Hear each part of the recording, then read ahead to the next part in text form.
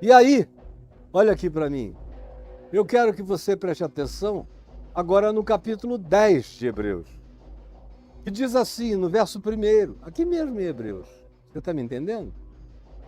Ora, visto que a lei de Moisés, tem sombra, ela é apenas, como eu disse, sexta-feira passada, uma caverna de Platão.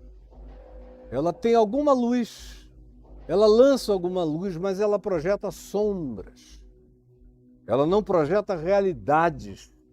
Ela não te bota para fora da gruta e abre e rasga o véu, para deixar você ver o horizonte da vida conforme o entendimento de Deus ensinado para nós em Cristo.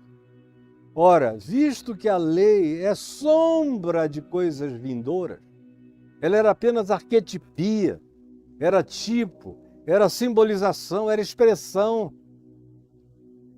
não a imagem real das coisas, mas semelhantemente à caverna de Platão, era apenas projeção. Nunca jamais pode tornar perfeitos seus ofertantes. Não, ninguém é aperfeiçoado pela lei de Moisés. Com os mesmos sacrifícios que ano após ano, perpetuamente eles oferecem, pelos mesmos pecados, pelas mesmas culpas, igualzinho você. E vai, meu Deus, será que os meus pecados estão perdoados? É a mesma agonia, a mesma culpa, meu Deus. Eu transei com a mulher de alguém há 30 anos atrás. Será que o Senhor ainda guarda alguma coisa contra mim? E vai, pede perdão de novo, e se culpa e bate no peito. É uma angústia, nunca sossegam, é um desassossego, é uma inquietude. O Evangelho não chega e não traz benefício pacificador para a existência dessas pessoas, porque elas vivem ainda na caverna de Platão. E repetindo perpetuamente as mesmas orações, as mesmas coisas, as mesmas culpas. Você volta e as encontra, 50 anos depois elas continuam nas mesmas angústias. Só que depois de 50 anos não tem mente que aguente, elas ficam doentes e começam a sofrer de transtornos mentais os mais variados e não dão um passo acima nem adiante na vida. E eu estou falando na vida no espírito, tornando-se um macário de Deus. De outra sorte, diz o verso 2 aqui de Hebreus 10, não teriam cessado de ser oferecidos os sacrifícios, porquanto os que prestam culto, tendo sido purificados uma vez por todas, não mais teriam consciência do pecado? Ou seja, se o sacrifício de Moisés, da ordem do sacerdócio levítico, tivesse eficácia, eles só precisavam ser oferecidos uma única vez e para sempre, e não repetidos perpetuamente. A prova da ineficácia deles é a repetitividade com a qual se repetiu durante muitos anos. E é por isso que eles precisavam sempre ter um templo, porque fora do sacerdócio do tabernáculo provisório que Moisés ergueu no deserto, eles queriam um templo porque os sacrifícios tinham que ser praticados nesse templo. E foi por isso também que, entre tantas outras razões, eles ficaram com muito ódio dos samaritanos, porque os samaritanos, mesmo quando o templo de Salomão foi destruído, ao voltarem do exílio samaritano, começaram a sacrificar no Monte Gerizim, que é o lugar que eles consideram santo, e que, de acordo com a lei de Moisés, era o monte onde existiam as bênçãos de Deus. E até o dia de hoje, os samaritanos, se você for lá, sacrificam sobre o Monte Gerizim. Até que um deles tenha a epifania do Evangelho da Graça de Deus e entenda que em Jesus está tudo pago. Do contrário, permanece a consciência de culpa, a recorrência da culpa, não se resolve nunca, porque nunca ninguém chega e diz definitivamente: meu filho, minha filha, estão perdoados definitivamente todos os teus pecados. Porque esse é o Cordeiro de Deus que tirou, tira e tirará para sempre os teus pecados. Você está perdoado, está cumprido, está consumado, não há mais dívida nenhuma. vindo de nenhum poder acusatório. Porque como a gente viu, sexta passada e segunda passada, ou terça passada, o escrito de dívida que havia contra nós foi rasgado. E foi exposto à vergonha junto com principados e potestades. Entretanto, nesses sacrifícios do sacerdócio religioso, levítico, mosaico, se faz recordação de pecados todo o tempo. Recordação, não deixa nunca passar, nunca ir, como a religião faz, inclusive a sua religião cristã. Não deixa passar jamais, o cara fica sempre com aquela situação, sensação ou impressão de endividamento perene. Por quê? Porque é impossível que o sangue de touros e de bodes remova os pecados. Isso nos altares do sacerdócio levítico. Agora, nos nossos dias, os evangélicos têm os seus altares de sacrifício feito com dinheiro. Como hoje em dia se diz, traga o seu sacrifício ao Senhor. E o sacrifício é grana que você bota lá, naquele altar da grana, que é o suor do seu trabalho, o sangue da sua vida.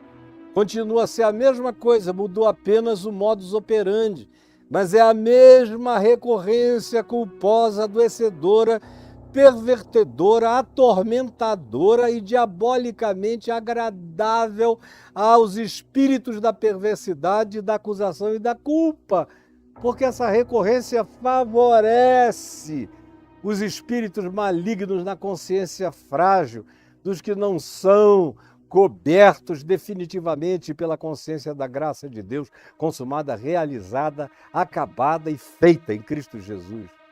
Por isso é que ao entrar no mundo, esse que é o sumo sacerdote segundo a ordem de Melquisedeque, que é o Cristo do sacerdócio eterno, se diz acerca dele, sacrifício e oferta, tu não quiseste. Antes tu me encarnaste. Antes corpo me formaste. Sim, porque tu não te deleitaste em holocaustos e ofertas pelo pecado, feito pelo sacerdócio levítico. Ao contrário, para resolver isso, tu me encarnaste. Corpo tu me deste.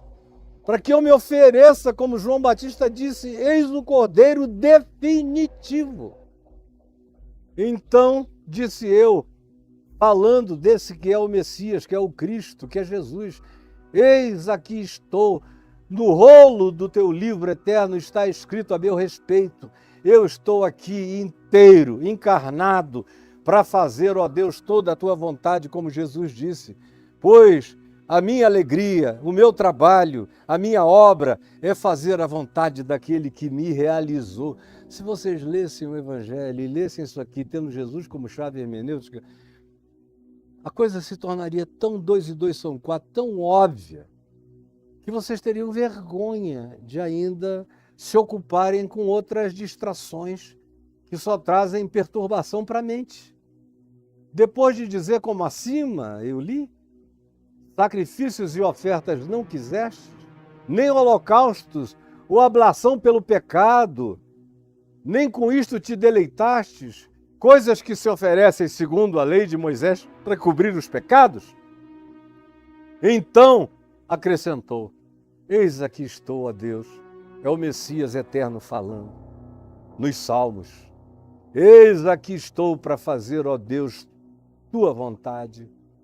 Quando ele diz isso, eis que eu estou aqui para fazer toda a tua vontade, o escritor de Hebreus diz assim, ele remove o primeiro para estabelecer o segundo. Porque através do primeiro sacerdócio, ninguém cumpriu essa vontade. É no segundo, é na instituição desse novo pacto de aliança de graça, porque já está tudo cumprido, é que se institui essa realidade. Nessa vontade que Jesus disse que veio cumprir, que é o Evangelho, que temos sido santificados no Evangelho, mediante a oferta de Jesus na cruz, uma vez por todas. Ora, todo sacerdote se apresenta dia a dia para exercer o serviço sagrado, e a oferecer muitas vezes os mesmos sacrifícios que nunca jamais podem remover pecados. Jesus, porém, tendo oferecido-se para sempre como um único sacrifício pelos pecados, cumpriu tudo, assentou-se à destra da majestade nas alturas, aguardando daí em diante até que os seus inimigos sejam postos por estrado dos seus pés. E aí eu poderia ler e ler e ler e ler, mas vou parar aqui porque não é possível, gente. Que vocês não queiram, eu não podia ser mais simples, mais básico. Para mim é até difícil ensinar uma basicalidade que eu entendi no primeiro ano da minha consciência de fé. Isso já estava mais do que processado dentro de mim. Podiam, como eu disse ontem, vir os demônios que viessem, me acusarem, eu te conheci, tu és meu. Eu ouvi tanto principado e potestade querendo tirar onda em cima de mim. Eu tive medo? Nunca tive. Eu sabia que eles estavam vencidos. Fui ameaçado tantas vezes. Às vezes a tentação era recorrer ao jiu-jitsu. Quando corria um possesso com uma faca na mão, como algumas vezes correram para cima de mim, todo mundo saía e ia embora apavorado e eu ficava. E nem fazia posição de guarda. Resistia à tentação da minha carne, que era a de tentar encarar o bicho na base do eu vou te pegar, você vem para cá, eu vou tentar te agarrar, vou tomar essa faca, vou jogar fora, vou te segurar, mas eu nunca cedi a essa tentação. Eles corriam e eu ficava parado. Como uma vez, eu tenho tantas testemunhas de tudo isso, nunca nada disso aconteceu oculto, sempre houve testemunhas vivas. Como o Heraldo Rocha, que está lá em São Paulo, como o Haroldo Guerreiro, que está lá em Manaus, como o Manuel do Carmo, que naquele tempo fazia o Jornal da Vinde, como a Socorro Brasil, como a RAI, como uma quantidade enorme de pessoas. O Adri, que já faleceu, mas era um jovenzinho que trabalhava comigo, como meu secretário naquele tempo, como o pastor Luiz Fernando, que naquele tempo era parentado da minha irmã. Estavam todos lá e viram. Todo mundo saiu correndo. Quando o cara veio com uma faca de sapateiro na minha direção, e veio, e a faca parou aqui, ó, no meu olho. No meu olho, eu nem pisquei, eu fiquei olhando para a ponta da faca. E olhando para o olho do possesso, querendo enfiar a faca na minha cara, e eu dizia: você não toca em mim. O que existe entre mim e ti é intransponível. Esse é o broquel, é o escudo que está aqui invisível e que me faz inabalável ele ali. E eu só olhando, em nome de Jesus, sai dele a mão do cara virando, ele caía no chão. Aí pegava a faca de novo, se levantava, fez isso 3 ou 4 vezes. Até que definitivamente eu disse: agora sai dele em nome de Jesus, demônio. E o cara ficou livre, o nome dele era Pedro. Como aconteceram em outras ocasiões. Exatamente do mesmo jeito. Sem falar nas agressões de gente que nem 5, 8, 10 pessoas seguravam, jogava todo mundo no chão. Eu chegava lá e eu sabia que a brincadeira tinha acabado. Eu não precisava agir na carne, nem na força, nem no músculo, nem na técnica, nem nada. Era a presença de Jesus em mim que os fazia sair gritando: desgraçado! O que é que tu vieste fazer aqui? Do mesmo jeito como eles faziam com Jesus. Eu já experimentei e experimento isso. Eles não tiram onda comigo até o dia de hoje. Aonde eu chego, esses bichos saem correndo, porque eu sei que eu sou luz. Eu sei que eu sou um ser armado. Eu sei qual é o tamanho da minha retaguarda espiritual. Eu sei. E aqui não há nenhuma jactância, nenhuma, Deus sabe. Por isso é que eu sou tão franco com você. É porque não vem de mim, vem dele, para que ninguém se glorie, mas está em mim por causa da misericórdia e da graça dele. E esse poder eu não negarei jamais, nem para você, nem para ninguém. Então a minha pergunta a você é o seguinte: você até aqui não entendeu que a lei de Moisés passou porque ela já foi cumprida? Jesus não a revogou, Jesus a praticou, a cumpriu e foi o único ser humano no planeta que a encarnou por inteiro. Eis, aqui estou. Cumpra-se em mim toda a tua vontade. E ele não ficou preocupado com a lei de Moisés, ele era amor, amou e praticou a graça inclusiva, misericordiosa, generosa, assambarcadora, engolfadora de compaixão na direção de todos os seres humanos, repetindo o amor de Deus, que não é segundo um grupo, um DNA, uma genealogia, um histórico religioso como o dos judeus, não. Alcança também, mas transcende a isso tudo. Por isso, esse vira-lata que sou eu, essa vira-lata que é você, nós somos esses vira-latas, estamos todos ungidos, santificados, justificados. E como eu expliquei usando uma ilustração da mecânica quântica, nosso lhame, nosso enlace com Cristo, ilustrado pela realidade das existências subatômicas, nos lhames e nos enlaces, fazem com que um elemento esteja aqui e o recíproco exato dele, uma vez que ele é observado, se repete, pode ser do outro lado da galáxia. Isso no mundo dos fenômenos físicos. Agora imagina no mundo dos fenômenos espirituais. Jesus disse que porque eu cria nele, eu morri na cruz com ele, eu ressuscitei com ele e ele me assentou nos lugares celestiais nele. E Paulo diz, nós já estamos assentados nos lugares celestiais em Cristo Jesus.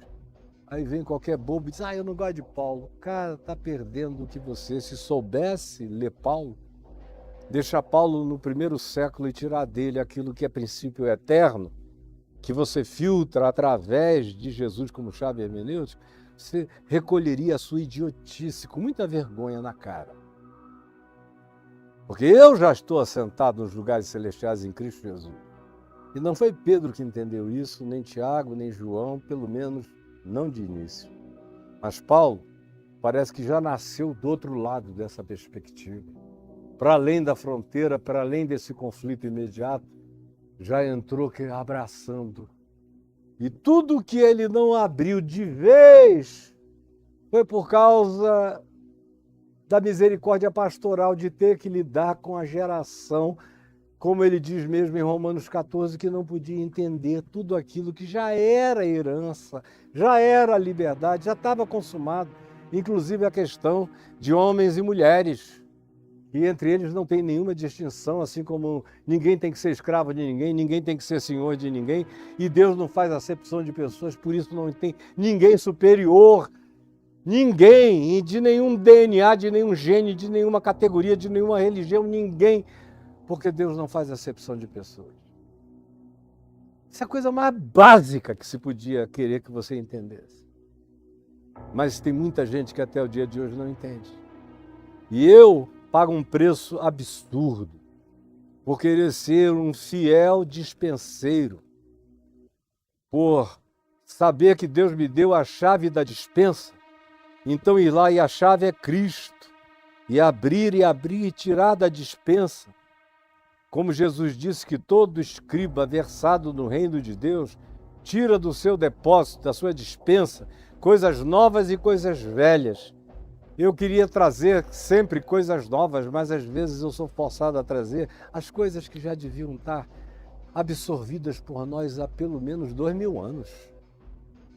Mas a gente é atrapalhado, e o pior inimigo dessa revelação é o cristianismo. Assim como os judaizantes foram o pior inimigo dessa revelação do Evangelho na vida de Paulo e de alguns apóstolos mais evoluídos, hoje é o cristianismo que é o pior inimigo do Evangelho, tentando fazer esse casamento, tentando amarrar esse nó górdio entre Jesus e Moisés e deixando com isso as pessoas atadas, perdendo um tempo perene com o nó górdio, sem saber quem Jesus, como Alexandre o Grande fez no mito, cortou o nó górdio. Jesus rasgou o véu, abriu tudo, falou: acabou. Isso tudo aqui é palhaçada, é distração, esse nó não amarra mais nada. Como essa lei está cumprida definitivamente. Jesus, eu vou encerrar por aqui. E vou prosseguir na exposição de Mateus, pedindo que esse que é um dos textos que mais complicam a vida das pessoas, mais usados pelo diabo para fazerem tentação, angústia e culpa do coração de quem nunca entendeu a realidade, a plenitude, a largueza, a profundidade do Evangelho. Eu te imploro que, por tua graça, alguém compreenda. E que quem compreenda fique livre do medo, da culpa, da angústia, da morte, do pavor. E que isso traga para nós saúde mental, saúde psíquica, saúde emocional, saúde espiritual. Porque com teu perdão também vem saúde física.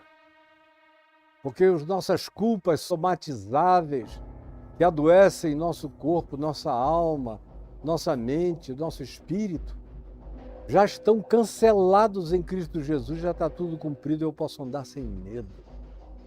E usufruir como um macário de Deus, de dar paz que excede a todo entendimento, porque está tudo consumado em Cristo Jesus, o meu Senhor e o Senhor de quem quer que queira viver segundo a alegria desse Evangelho que traz essa pacificação que nenhuma psicologia, nenhuma filosofia, nenhum sábio consegue transferir para o coração de ninguém.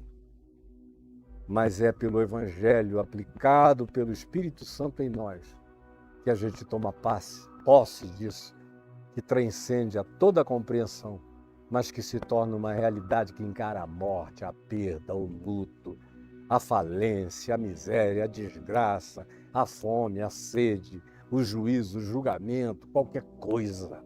E não perde a esperança, e não volta atrás, e prossegue adiante, sem medo de nada, arromba a porta do inferno, entra e sai e acha pastagem. Porque está tudo pago e consumado e realizado. Em nome de Jesus. Amém e amém.